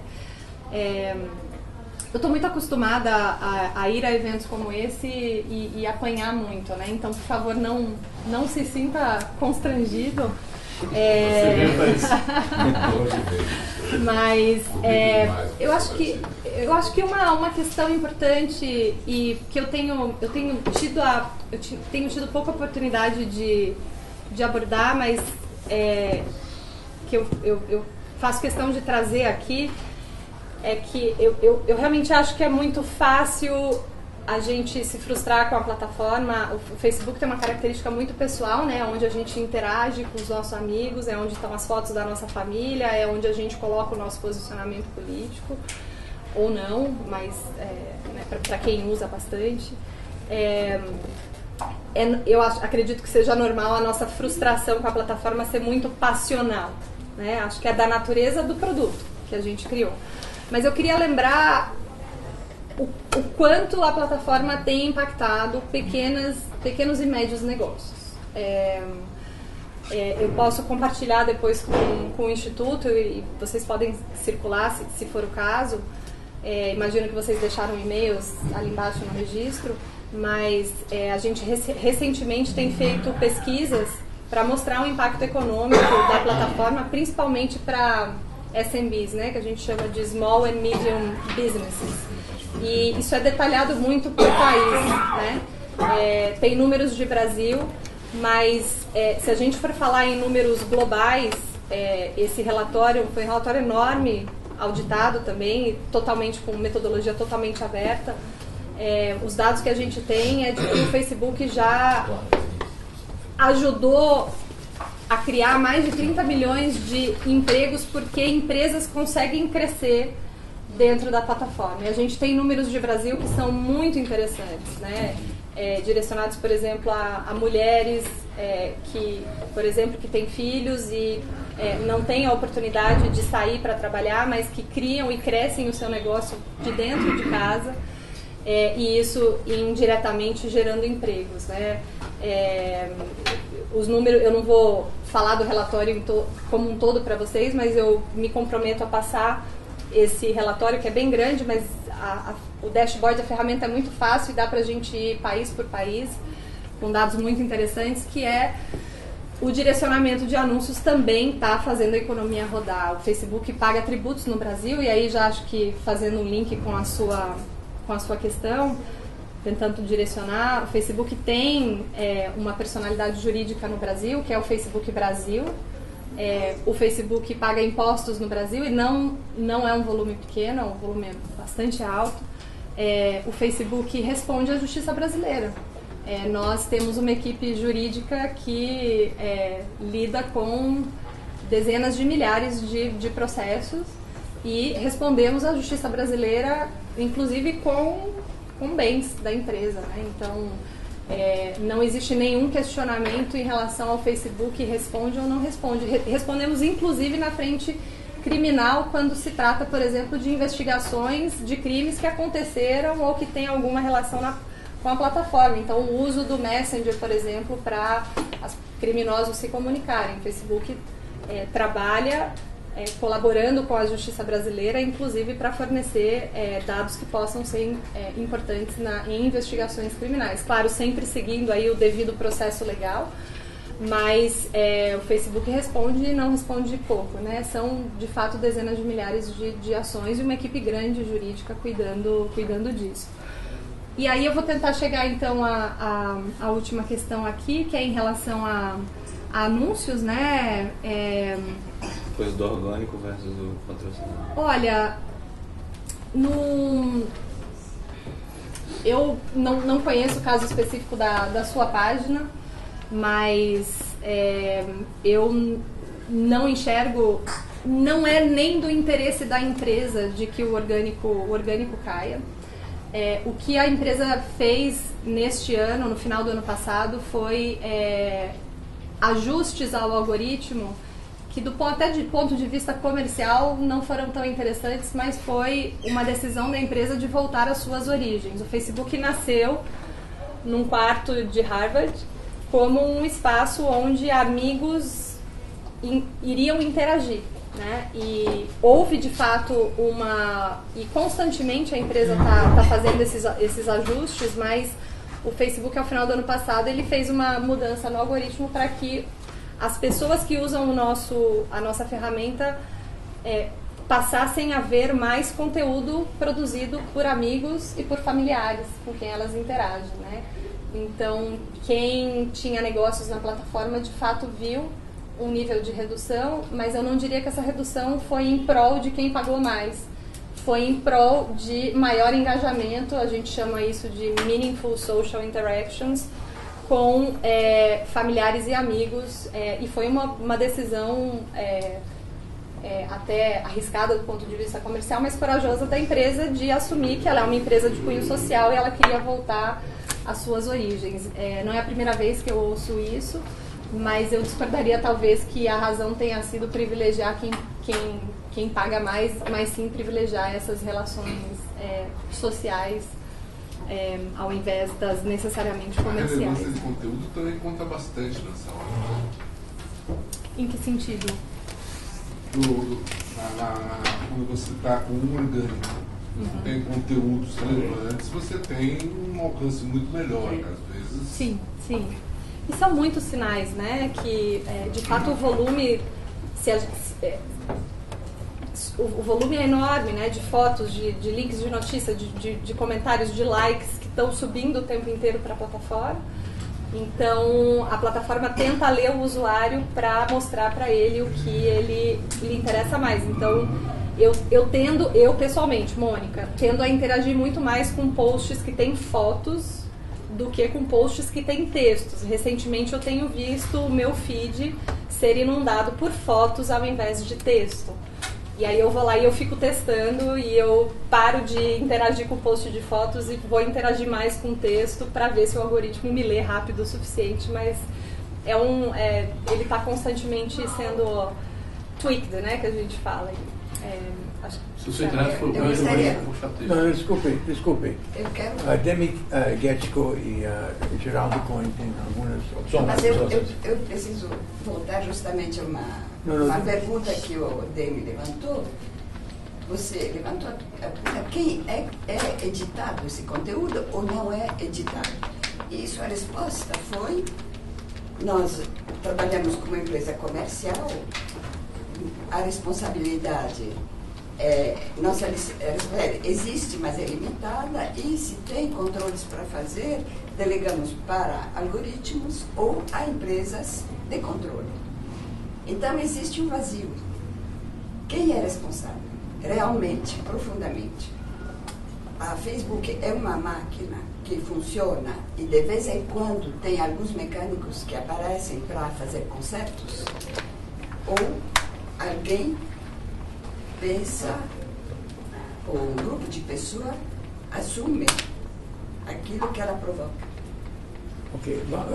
Essa pergunta você não conseguiu responder? Eu acho que é muito difícil responder. Demi, Bom, bem objetivamente, a pergunta é a seguinte: o Facebook tem ambições editoriais ou não? Essa é uma pergunta básica. Se a plataforma é passiva, no sentido que as pessoas jogam lá e tal, é uma coisa. Se ela tem ambições editoriais, mesmo que seja com terceiros ou como for, é diferente, e acho que isso resolve o problema jurídico também. É importante saber para que lado a coisa vai. Mas eu queria fazer uma analogia em cima eu acho que o modelo de você sustentar com publicidade é perfeitamente razoável, mas existem alguns truques aí com essa história dos desenvolvedores que eu acho que era bom esclarecer melhor.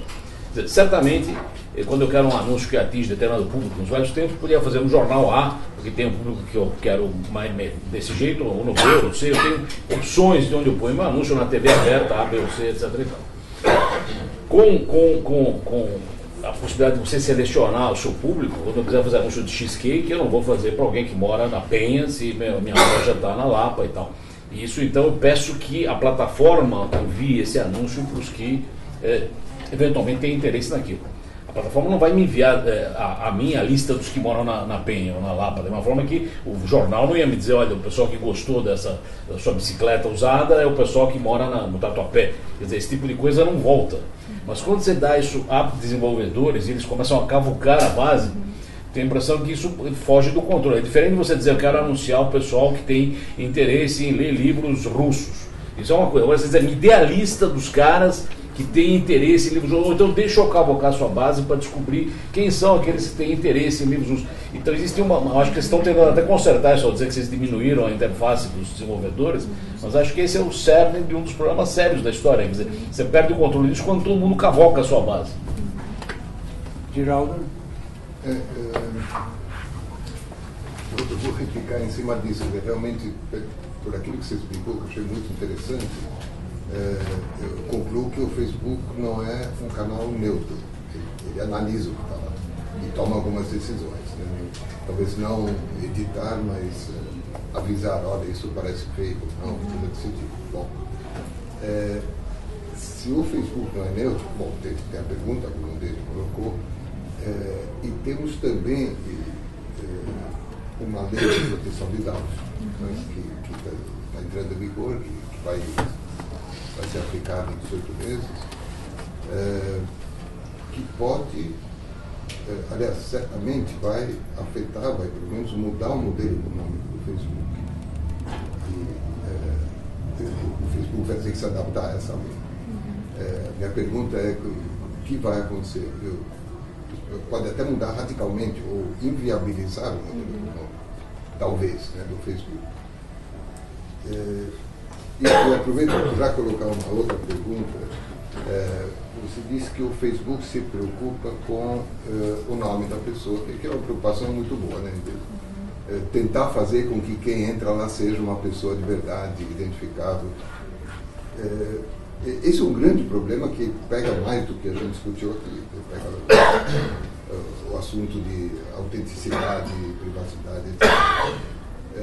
Tem algumas tentativas, o próprio Tim Berners-Lee tem uma tentativa, tem um projeto de alguma coisa que vai ser, onde entendo, uma internet autenticada, né? Eu tenho certeza que quem está lá é fulano, isso é certificado, documentado, sei lá, passa por cartório. Por outro lado, o Facebook é muito usado para a pessoa se identificar. Login em um monte de lugares usando o Facebook.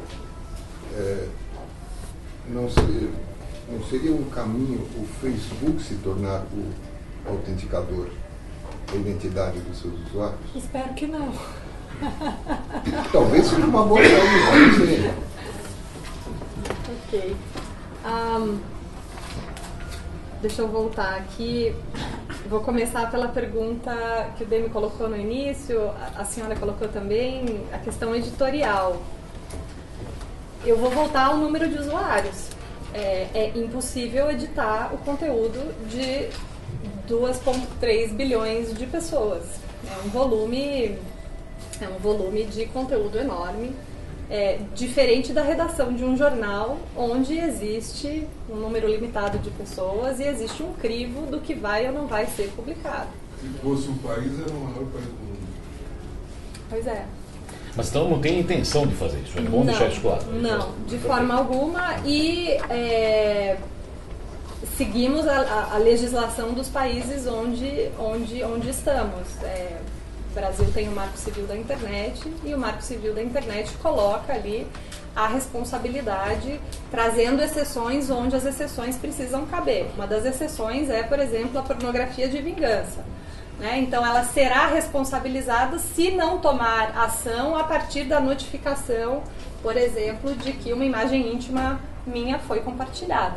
Fora isso, e fora as questões de direito autoral, que ficou para a reforma da lei de direito autoral decidir, que ainda não aconteceu, cabe a um juiz dizer, e aí voltando à sua questão, respondemos perante a justiça brasileira se houve ou não responsabilidade da plataforma, seja pela remoção de um conteúdo ou seja pela permissão com que aquele conteúdo seguisse veiculando.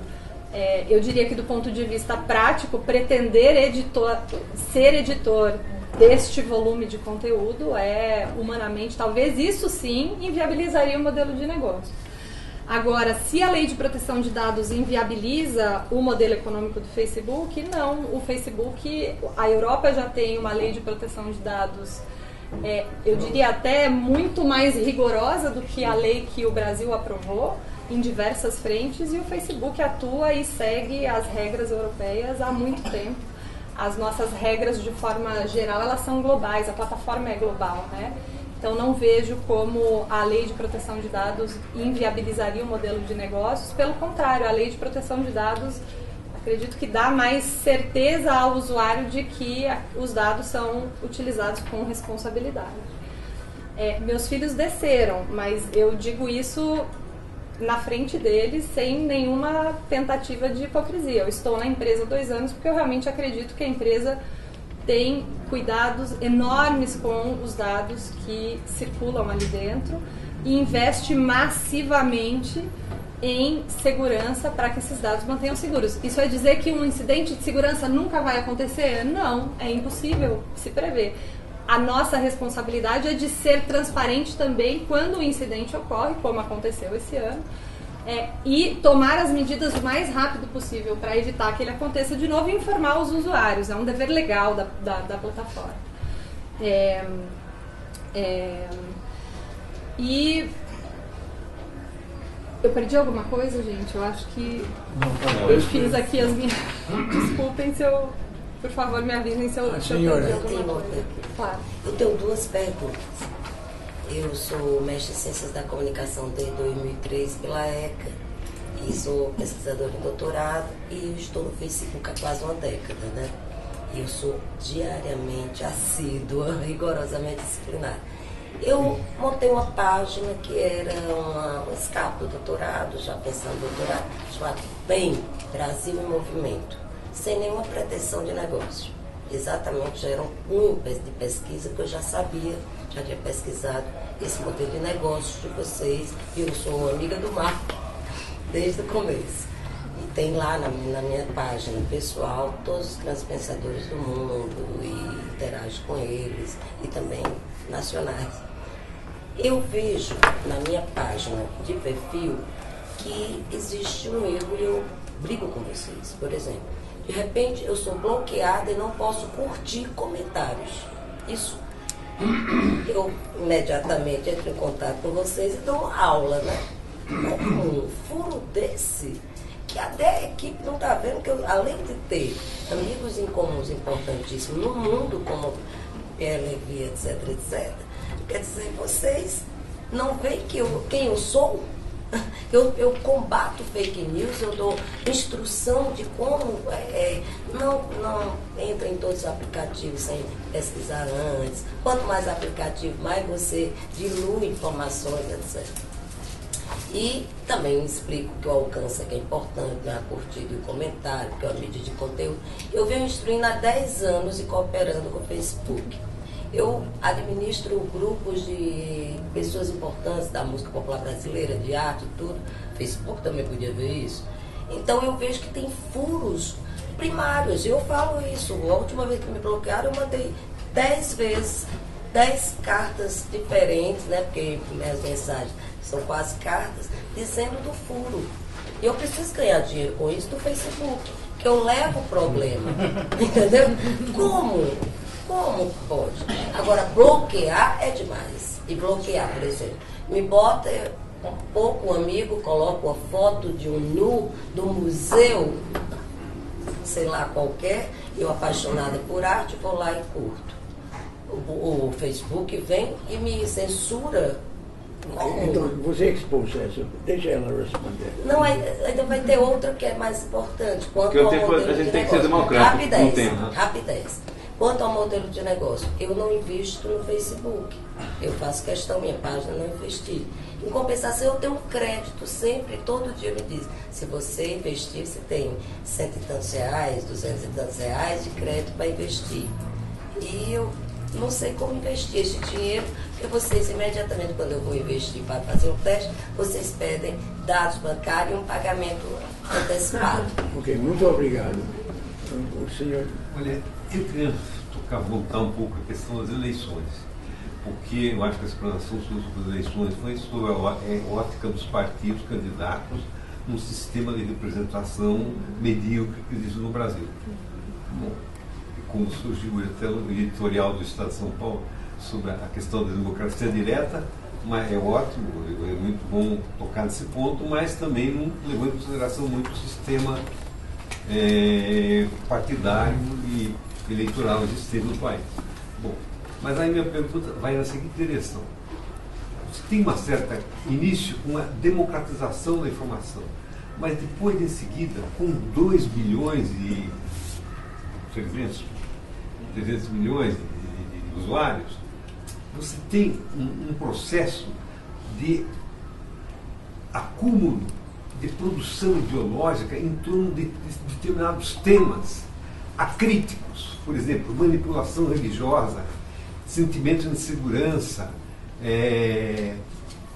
essa coisa da captação do indivíduo pela temporalidade do uso da rede. São temas que não são abordados, entende? Que eu acho que são temas graves que provocam um novo tipo de comportamento dentro da sociedade, que às vezes é um comportamento até chega a ser, em alguns casos, perverso. Tem mais... fazer uma pergunta. Eu vim aqui para ouvir fake news. Nós estamos aqui discutindo o Facebook. Certo? Eu não sou usuário. Eu acho que o problema de fake news está do lado do usuário. E o usuário, aí é que eu acho que entra a culpa. Vocês vão selecionando, a pessoa fica numa tribo e acredita só em certas coisas. Eu moro na Serra da Cantareira, tive problema de febre amarela, tinha bugios na minha casa, veio um amigo do meu filho entregar um convite. Eu falei, você se vacinou para entrar aqui? Ele falou, não, eu não acredito em vacina, isso é um complô americano, certo? E ele só quer ouvir essas notícias. Eu acho que tem que ver o lado da educação do usuário e abrir para ele também ser diversificado. Se todo mundo só ouvir torta de queijo, que eu gosto mais do que morango, ele não vai achar quando falar de morango, isso faz mal. Então eu acho que tem que olhar o outro lado, não é só o Facebook, eu acho que tem que olhar o usuário também. Ele tá Esse senhor teve uma pergunta. Que é algo fácil. Acho que é mais ou menos o que ele está falando. Só corroborando a questão também, que eu tenho uma expectativa mais nessa dimensão de verdade ou falso, né? Mas eu fui sócio durante 30 anos de duas grandes empresas de auditoria mundiais, Arthur Andersen e Deloitte, onde a gente sabe da importância da questão de transparência, governança e tudo mais. E a gente sabe muito bem que a velocidade com que a informação se propaga na rede é muito mais rápida do que a capacidade que a gente tem de controlar, de botar feeds de empresas que possam fazer o check. Conheço um pouco como é que funciona o conceito da Pointer. E a pergunta é, como é que a gente pode, né, junto à população, eu não sou usuário do Facebook, eu não tenho conta do Facebook, como é que a gente pode ajudar? Acho que aí uma questão que, dentro da linha que vocês estão trabalhando, no sentido de fortalecer cada vez mais a verificação de contas que são fakes, que são... a população muitas vezes não tem acesso, né, a para aqui um público como esse, tendo acesso à informação para desqualificada, pode, né, uma informação que chega, seja no Face ou, né, outras fontes, tem algum mínimo de ferramenta na mão disponível. Como eu falei, a velocidade de propagação daquela informação verdadeira ou não é muito mais rápida do que quem está controlando, para poder fazer alguns checkpoints no sentido de evitar, né? Aí é o sentido de aculturamento mesmo que a gente tem que dar. Isso aí é um papel que os provedores de feed, de informação e tudo mais, tem que estar isso na veia dele, tem que estar no DNA, né? Como é que você pode melhorar a tua capacidade de, olha, receber uma informação. A gente tem algumas clássicas, né? Qual é a origem, de onde é que está vindo, alguma coisa do tipo. Você tem outras formas que também vão requerer um pouquinho mais de cuidado do camarada para evitar uma propagação ainda mais, né, veloz do que aquilo que a gente já vê hoje em dia. Acho que ele tem uma pergunta. Então,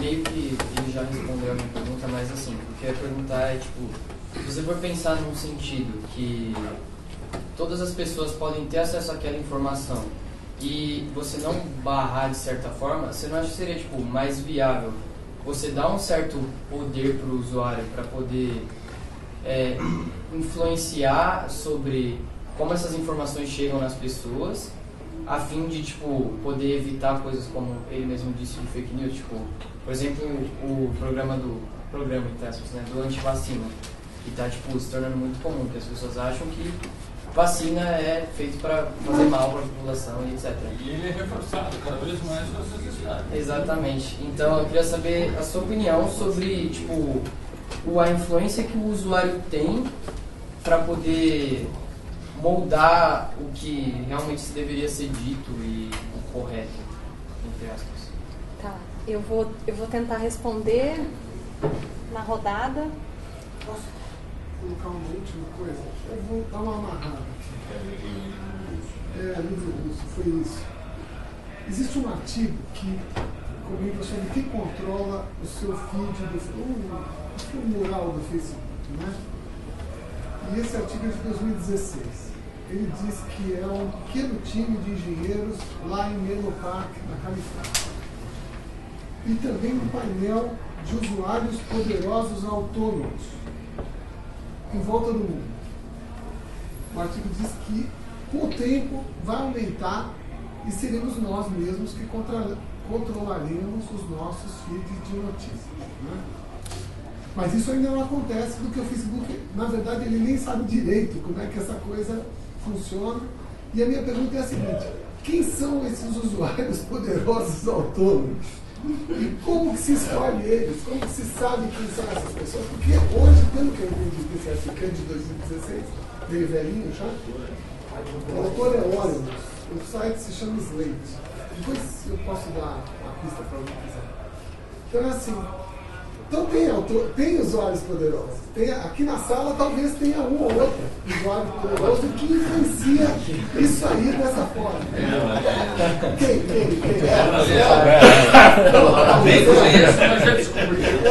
Então, o que eu queria te perguntar é, tem usuários poderosos no Brasil?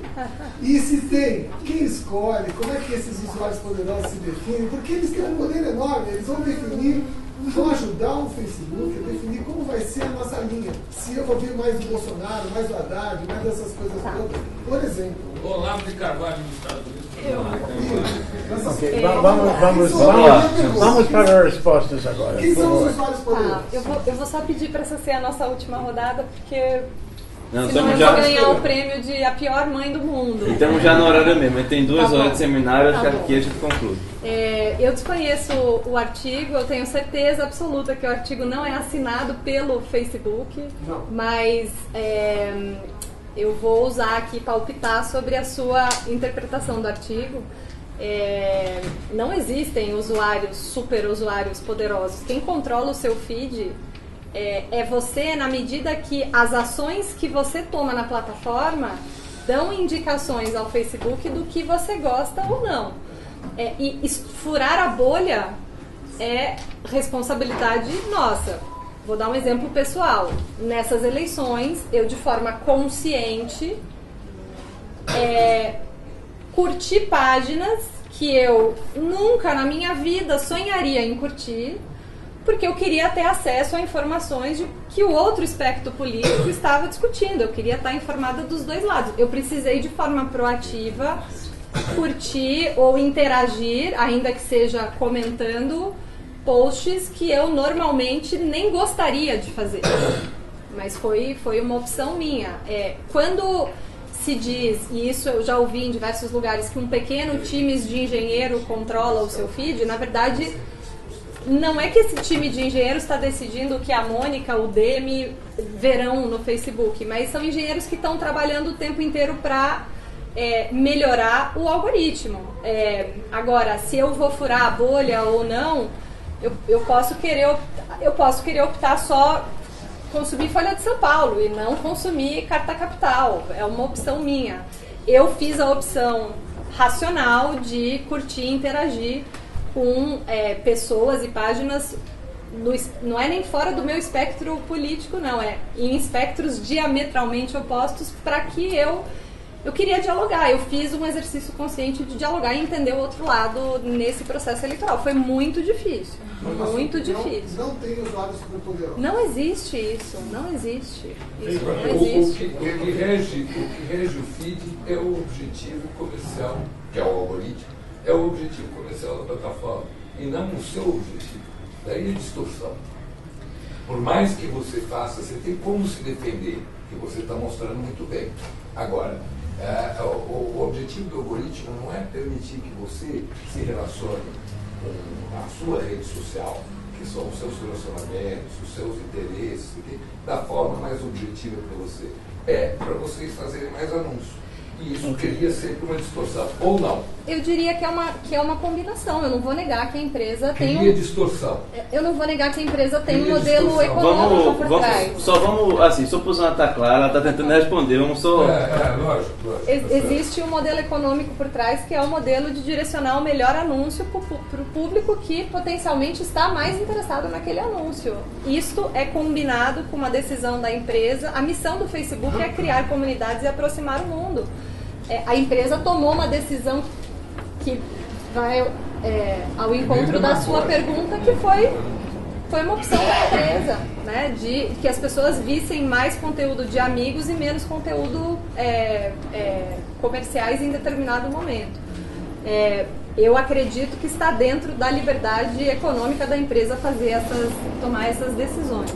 Agora, se tem uma mosca, ela me pegou, né? Posso pegar? Vamos só responder o restante das perguntas, aí a gente vê se ainda sobra tempo, senão a gente não vai respeitar quem já perguntou. Eu queria voltar à questão das vacinas e trazer um exemplo muito, que pra mim foi talvez tenha sido uma coincidência, mas me fez muito feliz.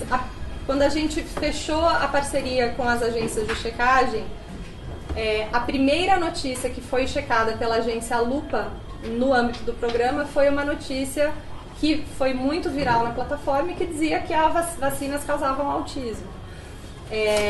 Mas a plataforma descobre quem quer ouvir isso. Esse é o problema. Ele não dá o contrário para ele. Com o seu uso consciente é a exceção da exceção da exceção. Uma pessoa que quer ouvir que Haddad é bandido ou que Bolsonaro é uma cópia de Hitler, eu quero ouvir aquilo. Vocês não dão lá, aí vocês vão dividir o mundo em tribos, não vão aproximar as pessoas. Vão seguir as clusters disso. Você que terminou o algoritmo é um perigo. Suas respostas? Acho que não. Não, tem dois pontos. Deixa ela terminar, por favor. Acho que me perdi, que eu já respondi ou não. Like no contrário, você pergunta. Democratização, de produção ideológica. Vou fazer um comentário sobre o que surgiu aqui em relação à captação do uso do tempo que o indivíduo faz na rede, né? Pessoal, só queria pedir, porque a gente também faz captação do som aqui, então se a gente tiver conversa paralelo, não consegue publicar depois na internet o resultado desse seminário. A gente tem trabalhado bastante no sentido de também dar ao usuário mais informações sobre o tempo que ele está gastando no aplicativo. Eu recentemente tive a oportunidade de falar no encontro anual da CVV, que é a Centro de Valorização à Vida. O Facebook tem uma parceria fortíssima de muitos anos com o CVV, no sentido de identificar e apoiar potenciais suicidas na plataforma. Infelizmente, a plataforma, infelizmente e felizmente, né, é um espaço onde as pessoas divulgam, mas também é um espaço onde as pessoas buscam ajuda na plataforma. E essa pergunta surgiu no seminário: vocês só estão interessados em monetizar e querem que as pessoas fiquem o máximo de tempo possível no aplicativo? A empresa tem tomado muito cuidado e desenvolvido produtos que avisam o usuário, por exemplo, do tempo que ele está passando. Hoje no Instagram, por exemplo... E seus filhos? Oi? Seus filhos, quanto tempo passam no Facebook? Meus filhos não têm Facebook, nem rede social, nem celular. Que bom. Meus filhos são muito novos ainda para isso. Mas hoje no Instagram, por exemplo, eu posso pedir que o aplicativo me avise depois que eu passo de determinado tempo. Primeiro eu posso ver quanto tempo por dia eu estou gastando no aplicativo. E eu pedi, por exemplo, para o Facebook, para o Instagram me avisar assim que eu chegar em 10 minutos por dia. Eu não quero ficar mais do que 10 minutos por dia no Instagram. E quando eu recebo esse aviso, e eu recebo ele sempre que eu chego, eu não consegui não chegar, né? Eu conscientemente não uso mais o aplicativo naquele dia, porque eu quero que esse seja o meu limite. Economicamente falando, pode ser uma opção da empresa anticomercial, mas é uma opção que a empresa faz de também dar mais informação às pessoas. E a empresa hoje não quer, e publicamente já disse isso, que o tempo das pessoas na plataforma seja tempo bem utilizado e não tempo de consumo passivo de informações e, enfim. Então, isso foi muito questionado, por exemplo, por investidores, e a plataforma manteve a sua decisão de manter o produto. Né? Eu sou usuário disso e funciona mesmo. Funciona, né? Vem lá o aviso e eu acho bastante interessante. E você fez a pergunta, desculpa, o seu nome qual é? Júlio. Júlio, como dar mais poder ao usuário? Eu realmente hoje acredito que o usuário tem muito poder na plataforma. Talvez ele não tenha tanta consciência das ferramentas que ele pode utilizar hoje. Vou voltar à ferramenta de porque estou vendo esse anúncio. Quando eu vejo uma propaganda, recentemente o Facebook estava me mostrando muita propaganda para emagrecimento. Eu estava irritada com isso. fui lá, por que eu estou vendo esse anúncio? O algoritmo estava me lendo alguém como uma pessoa interessada em dietas e emagrecimento. Eu fui lá e descliquei aquilo. Eu parei de ver propaganda sobre emagrecimento. Então, eu tenho controle sobre também como o algoritmo está me lendo. Talvez nem tantas pessoas usem, mas é uma ferramenta bastante interessante. O furar a bolha, que as pessoas gostam de usar esse termo. Conscientemente interagir com quem está no outro espectro moral, religioso, ideológico, para mim foi importante. Meu feed mudou. Eu comecei mas foi uma escolha racional minha. Então eu acredito que o usuário hoje tem talvez muito mais poder de controle do que ele se dá conta que ele tem, e por isso a importância de espaços como esse e a oportunidade de poder esclarecer esses pontos. Na verdade, eu me perdi nas minhas anotações, né? As suas perguntas em relação à sua página, né? Agradeço o seu feedback. Por favor, siga fornecendo ele pra gente em relação a... agora, veja, a plataforma vai errar. Eventualmente ela vai errar. Quando se tem 2,3 bilhões de usuários, se erra bastante, na verdade, né? Então... uma das questões que a empresa tenta lutar e briga muito é combater o spam. Eventualmente, um post é erroneamente identificado como spam quando ele não é spam. Por isso, hoje existe um processo de apelação. Se você é usuária assídua, você já deve ter tido a oportunidade de ter algo removido e de apelar. E eu conheço diversas pessoas que apelaram e ou o acesso voltou, ou a publicação voltou, e eventualmente não. Então, o feedback é muito importante, mas a gente está falando de pessoas e a gente está falando de inteligência artificial, a gente está falando de algoritmo. O algoritmo erra. Recentemente, nesta semana, ou no final da semana passada, saiu lá no manchete, o Facebook é contra o cristianismo. Por quê? Uma foto do Papai Noel sentado ao lado do menino Jesus foi erroneamente removida. O algoritmo identificou a roupa do Papai Noel, era uma foto, parecia pintura, como sangue, como violência gráfica, removeu. Faz parte do business, gente. A inteligência artificial não está ainda naquele lugar que a gente imagina que ela vai chegar de perfeição. Nem acho que ela vai chegar nesse lugar. Eventualmente a gente erra. O caso da foto histórica da menina nua correndo foi outro caso de erro. A gente não permite nudez na plataforma, muito menos de menores. Foi erro remover a foto? Era uma criança pelada. Tinha um contexto histórico? Reconhecemos que aquilo merecia ser uma exceção? Reconhecemos publicamente, a foto voltou. Nem sempre a gente vai acertar também. Eu também acho que existe uma idealização de que a plataforma nunca erre, e ela erra. O algoritmo não é perfeito, os seres humanos por trás de análise de conteúdo também não são perfeitos. Então, acho que isso também é importante de ser dito, né? Mas o processo de apelação ele vem sendo aprimorado. No modelo de negócio, como funciona esse crédito? Olha, eu não sei como funciona o crédito, eu pessoalmente, mas o que eu sei é que para qualquer anúncio rodar, seja com crédito ou não, ele sempre precisa ter um cartão de crédito associado, porque eventualmente o seu anúncio vai rodar para mais do que aquele valor que você tem. A informação que eu tenho é que um cartão de crédito sempre precisa estar associado. O meu cartão de crédito, por exemplo, ele precisa estar associado para que eu use os créditos que eu como funcionária ganho, no caso de se exceder. Mas posso também procurar me informar melhor. O Facebook opera numa escala de velocidade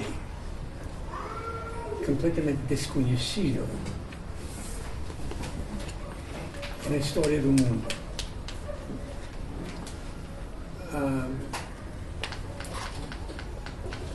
Vendo quanto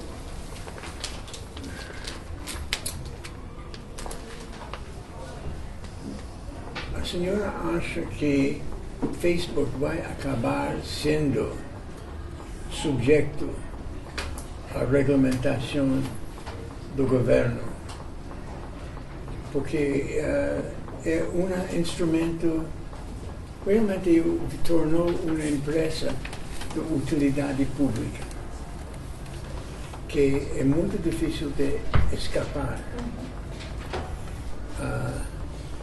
Isso implica no futuro do Facebook?